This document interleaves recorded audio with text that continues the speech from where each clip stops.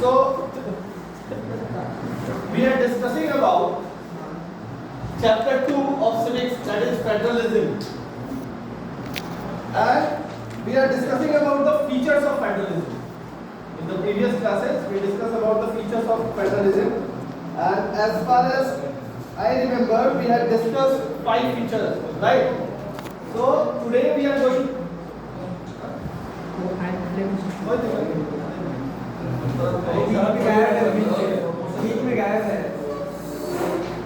So don't discuss. So today we are going to discuss the 6 features of the federalism. What is the meaning of federalism? Sangwad. In Hindi it is called what? Sangwad. So the 6th feature is, write down. लिख लीजिए, फिर समझा लीजिए. लिख लीजिए, समझ लीजिए. 7th वाले के लिए तैयार है. 6th feature क्या था कि sources of revenue for each level of government are clearly specified to ensure its financial autonomy. Means जो भी सेंट्रल गवर्नमेंट है और जो भी स्टेट गवर्नमेंट है, उनके रेवेन्यू के क्या क्या सोर्सेज होंगे वो स्पेसिफाइड होता है, पहले से क्लियर होता है कि किसका रेवेन्यू कहां से जनरेट होगा. और रेवेन्यू से ही, रेवेन्यू को हम क्या बोलते हैं? कर बोलते हैं, टैक्स कह सकते हैं. रेवेन्यू से ही जो भी सरकार डेवलपमेंट करता है, जो भी प्रोजेक्ट्स डेवलपमेंट के चलाए जाते हैं किसी राज्य में, वो कहां से होता है? उसकी फंडिंग कहां से सरकार करता है? जो उसके अकाउंट में रेवेन्यू का पैसा इकट्ठा होता है. ठीक है, ये क्लियरली स्पेसिफाइड होता है. And the 7th feature is that civic property. The federal system of government has a dual objective. Dual मतलब होता है क्या? दोहरा.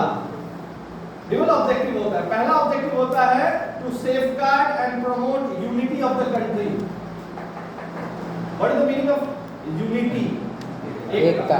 तो देश की एकता को प्रमोट करना, ये पहला फीचर होता है. And at the same time accommodate the regional diversities. और देश में जो रीजनल डाइवर्सिटीज है, as you all know that India is a diverse country. In India, different religious groups are residing. So the main intention of the government is to promote the unity, at the same time accommodate the regional diversity. जो भी विविधता है आपके देश में, जो diversities है, उसको ध्यान में रखते हुए यूनिटी को प्रमोट किया जाए. विविधता मतलब क्या होता है? भिन्नताएं. हमारे देश में अलग अलग रिलीजन के लोग रहते हैं, अलग अलग कास्ट के लोग रहते हैं, अलग अलग कल्चर के लोग रहते हैं, तो उन सब अलग अलग भाषा बोलने वाले लोग रहते हैं. बंगाली, गुजराती, भोजपुरी, इवन बिहार में कई प्रकार की भोजपुरी भाषा बोली जाती है. ठीक है, तो उन सबको साथ में लेकर के चलते हुए यूनिटी को मेंटेन करके रखना, ये पहला इंटेंशन होता है गवर्नमेंट. ठीक है.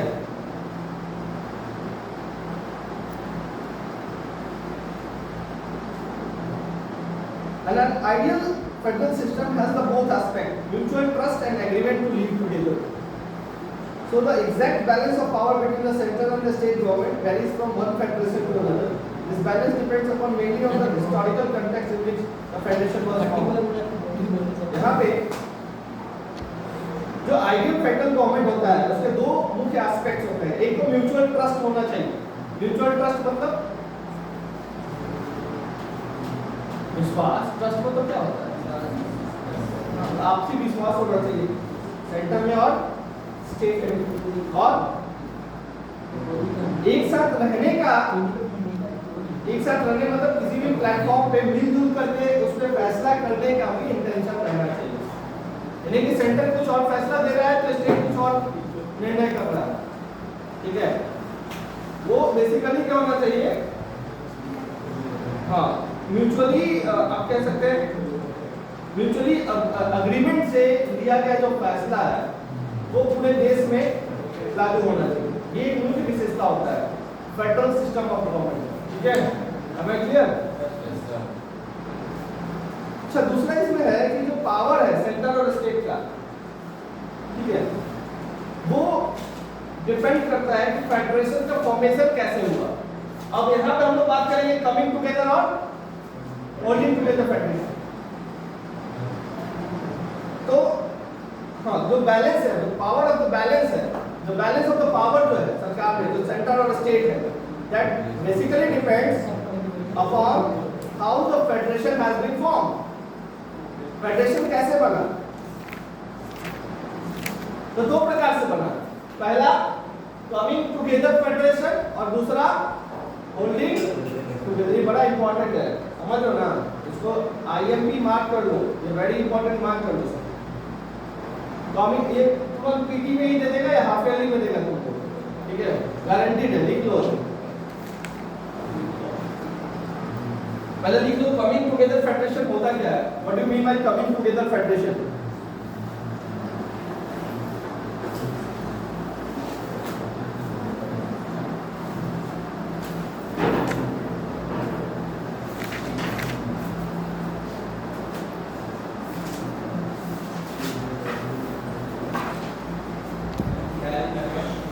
कमिंग टुगेदर देखिएगा, in this federation, coming together federation में लिखेगा, in this federation independent states, in this federation independent states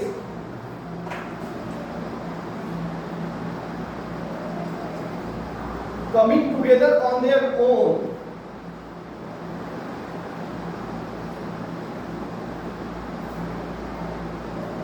in this federation independent states coming together with their own to form a bigger unit, to form a bigger unit.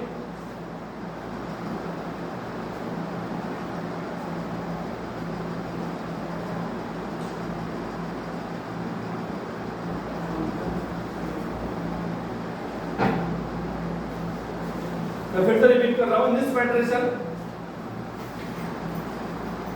क्या लिखा, in this federation the bigger units coming together on their own, sorry, the independent states coming together on their own to form a bigger unit, so that by pulling, POOLING, by pulling sovereignty and retaining, sovereignty का spelling आता है ना, SOVEREIGNTY,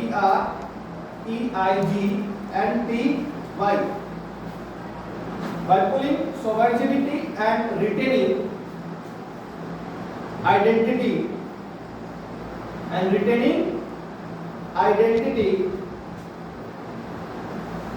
they can increase their security, they can increase their what, security.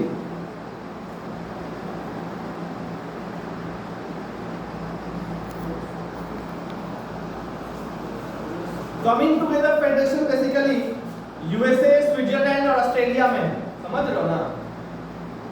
Federation में भी दो प्रकार का federation होता है, कमिंग टुगेदर और होल्डिंग टुगेदर। कमिंग टुगेदर में क्या होता है, जो स्टेट्स होते हैं, जितने भी कॉन्स्टिट्यूएंट स्टेट्स होते हैं, उनके पावर्स क्या होते हैं, बेसिकली इक्वल होते हैं, they all have equal power. मतलब जितना सेंटर के पास पावर होता है उतना ही क्या स्टेट्स के पास पावर, इक्वली पावर होगा, इक्वली स्ट्रांग होगा। और कमिंग टुगेदर फेडरेशन कहाँ है, तीन देश का नाम मैंने बताया, यूएसए, ऑस्ट्रेलिया, स्विट्जरलैंड। तो ये इस प्रकार का फेडरेशन है, जैसा कि आपका नाम है इसी से डेफिनेशन बन जाएगा। जो बड़े यूनिट्स होते हैं वो खुद से आते हैं, जो फेडरेशंस होते हैं, जो इंडिपेंडेंट स्टेट्स होते हैं, इंडिपेंडेंट स्टेट्स जो होते हैं वो खुद से एक साथ होते हैं, समझ रहे हो ना। डेफिनेशन में क्या लिखे हैं, the independent states comes together by their own, अपने आप क्या होते हैं, एक साथ आकर के मिलते हैं। और ये क्यों एक साथ आकर के मिलते हैं? ताकि देश की सोवरेनिटी जो है, अखंडता है, जो देश की आइडेंटिटी है, मतलब जो देश की पहचान है, वो बने रहे और देश क्या रहे, सिक्योर रहे, देश की सिक्योरिटी जो है वो बढ़ जाए। समझ रहे हो ना? इसलिए इंडिपेंडेंट स्टेट्स, अलग अलग जो स्टेट्स होते हैं, यदि वो एक साथ मिल जाएंगे तो थोड़ा स्ट्रांग होंगे ना। कहानी पड़ेगा ना, लकड़ी वाला, फार्मर वाला, किसान वाला, बूढ़ा किसान था, बेटा को बुलाया सबको, बोला कि लकड़ी तोड़ो, एक लकड़ी का हाथ टूट गया ना, एक हाथ कमजोर हाथ तोड़ दिया, अब बोला कि बांध के तोड़ो, तो बांध के तोड़ने में थोड़ा मुश्किल हुआ सबको, तो क्या बोला सब किसान कि तुम लोग जो है एक साथ रहो, सब झगड़ा उगड़ा आपस में झगड़ा मत करो, सब एक साथ रहोगे तो मजबूत रहोगे, अलग अलग रहोगे सब तो कमजोर हो जाओगे, कोई भी आकर के पीट करके चल जाएगा। समझ लो, तो यही कंसेप्ट है इसमें, कमिंग टुगेदर फेडरेशन में। जो इंडिपेंडेंट स्टेट्स हैं वो अपने विल से जो है इकट्ठा हुए ताकि देश का सॉवरेनिटी और आइडेंटिटी मेंटेन रहे और देश का सिक्योरिटी भी क्या हो, इंक्रीज। ठीक है, अब आप एग्जांपल लिख लीजिएगा, ऑस्ट्रेलिया, यूएसए और स्विट्जरलैंड, ठीक है। Holding together federation, write down.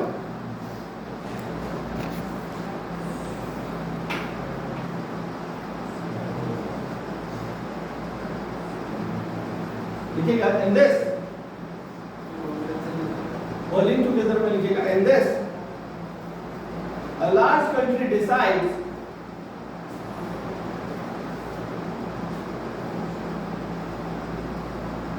in this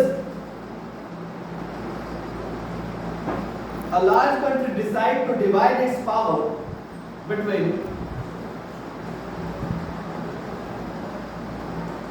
the constituent states and the national government, and this a large country decides to divide its power between the constituent states and the national government,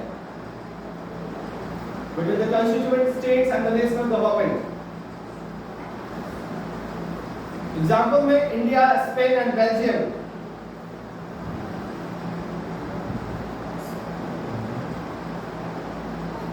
India, Spain and Belgium, मतलब holding together federation जो है में क्या होता है, इसमें जो बड़ा देश होता है ना, जो बड़े बड़े, जैसे भारत एक बहुत बड़ा देश है, ठीक है, स्पेन, बेल्जियम, जो बड़े देश होते हैं वो क्या करते हैं, पावर को डिवाइड कर देते हैं state wise. Got it? Yes और नो? मतलब होल्डिंग टुगेदर में बहुत बड़ा देश है, तो उसको मूव कर दीजिए। होल्डिंग टुगेदर में क्या है, बहुत बड़ा देश है, मानकर क्या इतना सूख गया है,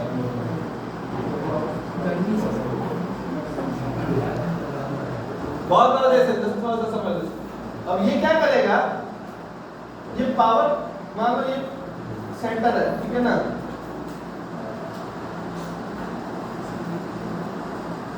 तो ये पावर को क्या करेगा, अलग अलग स्टेट्स में क्या कर देगा, अलग अलग स्टेट्स में, अलग अलग स्टेट्स, मान लो एक स्टेट्स ये है, एस से लिख रहा हूँ, ये है, ठीक है ना, और ये मेन सेंटर हो जाएगा।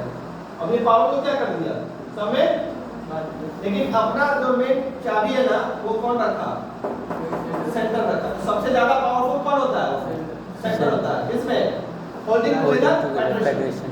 और ये खास करके बड़े देशों में किया जाता है, जहां पे कि शासन प्रशासन चलाना जो है अकेले मुश्किल होता है, ठीक है ना, क्योंकि बहुत ज्यादा डाइवर्स होता है वहाँ का कल्चर, रिलीजन, है ना, देश भी डाइवर्स होता है, अलग अलग लोग रहते हैं वहाँ पे, तो इसलिए स्टेट्स में पावर को डिवाइड कर दिया जाता है और मेन रिमोट कंट्रोल जो होता है किसके पास होता है, सेंटर। जैसे कि एग्जांपल में इंडिया, स्पेन एंड बेल्जियम में अभी कौन सा फेडरेशन चल रहा है, holding together. And if you talk about the coming together federation, तो इसमें क्या होता है, प्लीज लिसन, कमिंग टुगेदर का क्या बताया है, और जैसे तुम्हारा यूएसए है, स्विट्जरलैंड है और ऑस्ट्रेलिया है, इसमें क्या है, ऑस्ट्रेलिया है, ठीक है, यूएसए है और स्विट्जरलैंड है, ठीक है।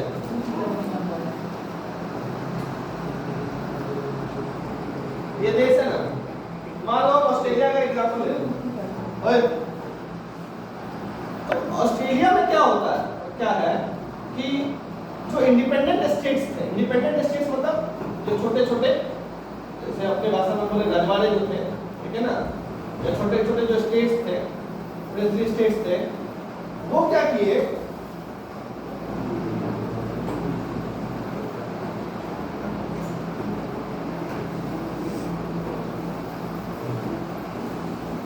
वो क्या किए, ये सारे स्टेट्स आपस में क्या हो गए,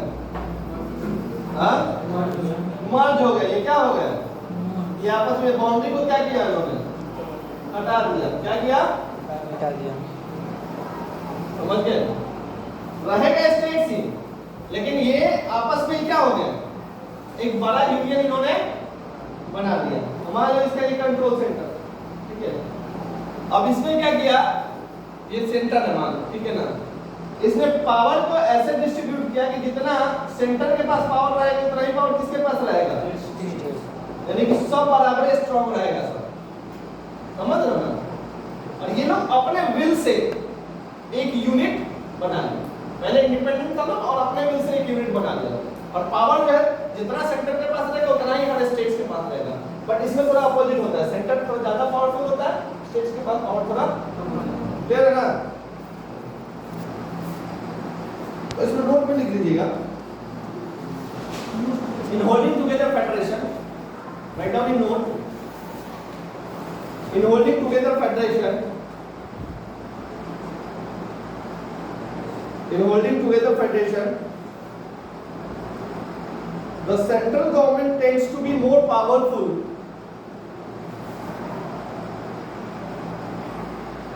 than the states.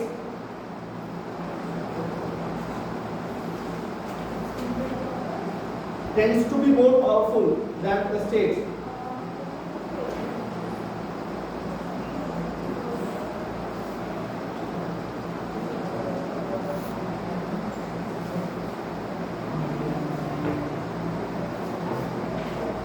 Done? Yes. Next one.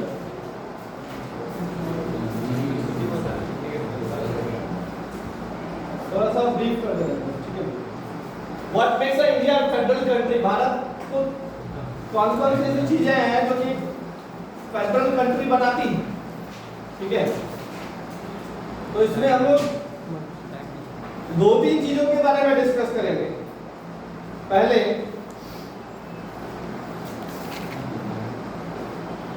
तो संविधान ने बेसिकली भारत जैसे देश में दो टाइप ऑफ गवर्नमेंट जो है वो प्रोवाइड किया था स्टार्टिंग। एक था सेंट्रल और दूसरा था स्टेट। सेंट्रल को हम यूनियन गवर्नमेंट भी बोलते हैं, ठीक है ना। लेकिन उसके बाद लेटर ऑन एक तीसरा टाइप ऑफ गवर्नमेंट भी जो है वो ऐड हुआ। वो कौन सा था, पंचायत और म्युनिसिपैलिटी, सब लोकल गवर्नमेंट सब कहते हैं, ठीक है। पंचायत और म्युनिसिपैलिटी स्टार्टिंग में दो ही था, यूनियन और स्टेट। उसके बाद एडमिनिस्ट्रेशन को और बेटर और एफिशिएंट बनाने के लिए एक थर्ड टाइप ऑफ गवर्नमेंट को भी इसमें इंक्लूड किया गया, that is called local government. और इसमें आ जाता था पंचायत और म्युनिसिपैलिटीज आता, ठीक है। अच्छा, इसके बाद तीन लिस्ट भी बनाए गए। इसका काम क्या रहेगा वो पता होना चाहिए ना। बनाया गया यूनियन लिस्ट, स्टेट लिस्ट और कंकरेंट लिस्ट। मतलब यूनियन लिस्ट मतलब क्या, जो केंद्र सरकार है उसके अधिकार में कौन कौन से कार्य आते हैं। The works which came under the jurisdiction of union government came under the union list. समझ रहे हो ना, okay. And the subjects which came under the jurisdiction of state governments comes in state list. And the subjects which comes under the jurisdiction of, आप कह सकते हैं, both union government, state government came under the category of what? Concurrent list, ठीक है। तो union list में कौन कौन से सब्जेक्ट्स आते हैं कोई बताएगा? किसी को कुछ आइडिया है? यूनियन लिस्ट में जो आता है डिफेंस आता है, फॉरेन अफेयर्स आता है, बैंकिंग आता है, कम्युनिकेशन आता है, करेंसी आता है। ये सारे के सारे किसमें आते हैं? यूनियन लिस्ट में। इसमें बैंकिंग से रिलेटेड, डिफेंस से रिलेटेड जो भी फैसले होंगे वो कौन लेता है? केंद्र सरकार लेता है, राज्य सरकार नहीं। इसको डिटेल में कल हमको बताएंगे आपको। स्टेट लिस्ट में क्या आता है? Police, trade, commerce, agriculture and irrigation. Policing जितनी होती है ना वो कौन देखता है? राज्य सरकार देखता है, स्टेट गवर्नमेंट देखता है। खेती बाड़ी, व्यापार, सिंचाई वचाई से रिलेटेड जो भी प्रोजेक्ट्स होते हैं वो सारे के सारे कौन किसके जुरिस्डिक्शन में आता है? State government. But if you talk about the concurrent list, तो कंकरेंट लिस्ट में कौन कौन से सब्जेक्ट्स आते हैं? पहला एजुकेशन, पढ़ाई लिखाई का जितना भी सब्जेक्ट है वो कंकरेंट, मतलब इस पे स्टेट गवर्नमेंट भी फैसला ले सकता है और यूनियन गवर्नमेंट भी फैसला ले सकता है। समझ रही हो ना? कंकरेंट लिस्ट में जो भी सब्जेक्ट्स आते हैं वो बेसिकली कॉमन इंटरेस्ट के सब्जेक्ट होते हैं, और वो कॉमन इंटरेस्ट किसका किसका होता है? सेंटर का भी होता है और स्टेट का। एजुकेशन आता है, फॉरेस्ट आता है, ट्रेड आता है, union, marriage, adoption and succession. Adoption जानते हो? पिताजी का जमीन बेटा जी एडॉप्ट कर लिए, है ना? समझ रहे हो ना? यही होता है एडॉप्शन एंड सक्सेशन। पीढ़ी दर पीढ़ी जो संपत्ति का आदान प्रदान होता है।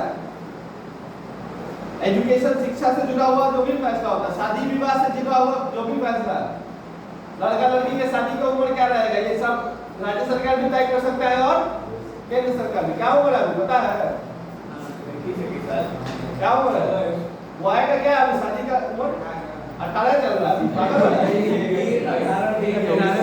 वो आएगा कितना हो गया? 23 साल। तो उसका 21 हो गया। इससे पहले कितनेगा? जेल चले जाइएगा। सही में कानून का अपराध है, केस कर दिया जेल चले जाइए। बाकी का डिस्कशन